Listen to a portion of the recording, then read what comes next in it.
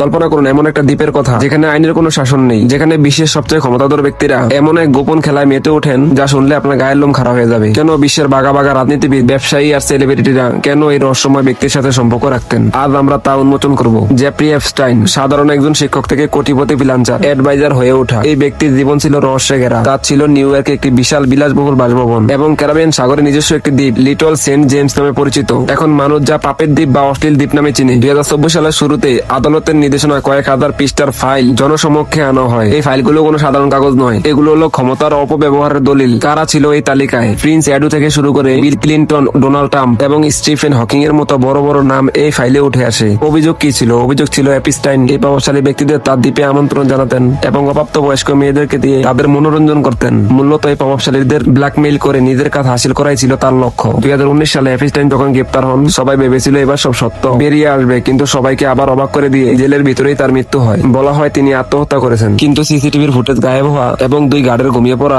এই ঘটনা পুরো বিশ্বকে অবাক করে দেয়। সাধারণত মানুষের প্রশ্ন, তিনি কি আত্মহত্যা করেছিলেন নাকি সরিয়ে দেওয়া হয়েছিল? যাতে সত্যি কখনো সামনে না আসে। এপস্টাইন মারা গেছেন, তার সহযোগী গিসলেন ম্যাক্সওয়েল এখন জেলে, কিন্তু সেই ফাইলে থাকা অনেক ক্ষমতাধর ব্যক্তি এখন ধরাছোঁয়ার বাইরে। এই ফাইলগুলো কি কেবল কয়েকটা নাম, নাকি এটি একটি বিশাল দুর্নীতির বরফের চূড়া মাত্র যা এখন গলতে শুরু করছে? গাইস, আপনার কি মনে হয় ক্ষমতার জোরে কি সব অপরাধ ধামাচাপা দেওয়া সম্ভব? কমেন্টে জানাও। আর এই ভিডিওটি ইনফরমেটিভ মনে হলে শেয়ার করো। এপস্টাইন ফাইল সম্পর্কে আর কোনো ভিডিও চাও অবশ্যই কমেন্টে জানাও। আজকের মতো বিদায় নিচ্ছি, আল্লাহ হাফেজ।